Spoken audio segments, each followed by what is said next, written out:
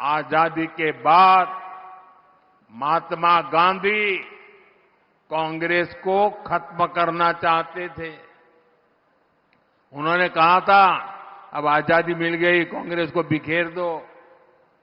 उन्हें कांग्रेस को लगने वाली बीमारी का अंदाजा था। जहां विभाजन की आग है, वहां जड़ में कांग्रेस का देश विरोधी राग है। कांग्रेस हमेशा देश को तोड़ने वाले षड्यंत्रों का हिस्सा रही है। इसका एक बड़ा उदाहरण है जम्मू कश्मीर। कांग्रेस ने कश्मीर को आर्टिकल 370 के जरिए देश की मुख्य धारा से अलग किया। कांग्रेस ने कश्मीर में बाबा साहब आंबेडकर का संविधान 75 साल तक लागू नहीं होने दिया। ये कांग्रेस वालों को जवाब देना पड़ेगा। इतने लोग कांग्रेस के राज करते रहे, ये परिवार राज करता रहा। क्या कारण था बाबा साहब आंबेडकर का संविधान जम्मू कश्मीर में लागू नहीं हुआ? देश में 2 संविधान चलते थे। ये मोदी आया तब जाके बाबा साहब आंबेडकर संविधान जम्मू कश्मीर में लगा। और इसके कारण होता था क्या? कश्मीर में दलितों, वंचितों को उनका हक नहीं मिलने दिया। कांग्रेस ने आतंकवाद को संरक्षण दिया, अलगाववादियों का संरक्षण दिया। जो समस्या कांग्रेस ने पैदा की थी, हमने आर्टिकल 370 खत्म करके उस समस्या को भी खत्म कर दिया है। ये 21वीं सदी के भारत के सबसे बड़े फैसलों में से एक है। लेकिन जैसे ही मैं देशवासियों को कहता हूं जरा जागिए, सचेत हो जाइए। जैसे ही कांग्रेस और इंडी गठजोड़ वालों का जम्मू कश्मीर में सरकार बनाने का मौका मिला, वो फिर से कश्मीर को लेकर साजिशें करने लगे। आपने टीवी पे देखा होगा, 2-3 दिन पहले जम्मू कश्मीर विधानसभा में जो कुछ हुआ आपने देखा होगा।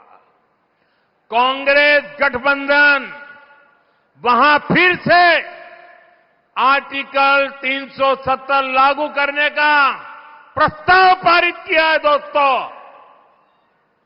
क्या ये देश स्वीकार करेगा? आप सहमत होंगे? कश्मीर को तोड़ने का कांग्रेस का एक कारनामा आपको मंजूर है? आर्टिकल 370 के समर्थन में विधानसभा के भीतर बैनर लहराए गए। जब बीजेपी के विधायकों ने जी जान से उसका विरोध किया तो उन्हें उठा करके सदन के बाहर फेंक दिया गया। कांग्रेस और उसके साथियों की एक घिनौनी सच्चाई पूरे देश को, पूरे महाराष्ट्र को समझनी होगी।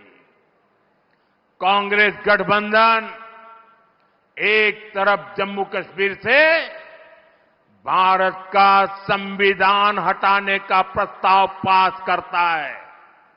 कांग्रेस ने जो प्रस्ताव पारित किया है ना, इससे बाबा साहब का संविधान जो मोदी वहां ले गया है ना, वो फिर वापस कर देंगे और जम्मू कश्मीर में बाबा साहब के संविधान को घुसने नहीं देंगे।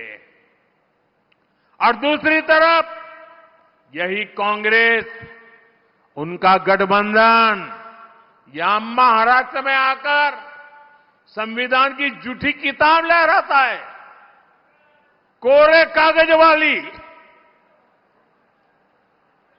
ये कोरे कागज वालों की कटी पतंग का जमाना आ गया है।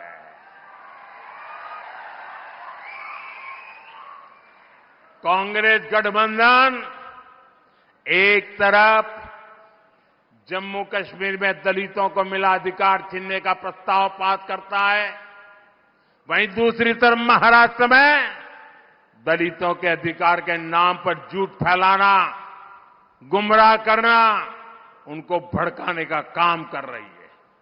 कांग्रेस गठबंधन एक तरफ कश्मीर में आदिवासियों के अधिकार छीनने का ऐलान करता है, वहीं दूसरी तरफ महाराष्ट्र में आकर ये लोग आदिवासियों की आंख में धूल झोंकने का पाप कर रहे हैं, अधिकारों के झूठे नारे लगा रहे हैं। आजादी के 75 साल बाद जम्मू कश्मीर में बाबा साहब का संविधान लागू हुआ है, लेकिन ये कांग्रेस और उसके साथियों को ये बर्दाश्त नहीं हो रहा है। मैं कांग्रेस और यहां अगाड़ी वाले लोगों से कहना चाहता हूं, पाकिस्तान के एजेंडे को देश में बढ़ावा देने की कोशिश मत करो। कश्मीर को लेकर अलगाववादियों की भाषा मत बोलो। याद रखो, तुम्हारे ये मंसूबे कामयाब नहीं होंगे।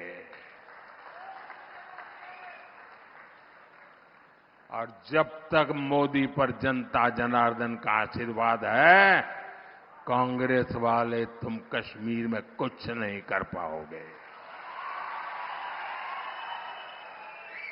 कश्मीर में अब केवल और केवल बाबा साहब आंबेडकर का संविधान ही चलेगा। ये मोदी का फैसला है।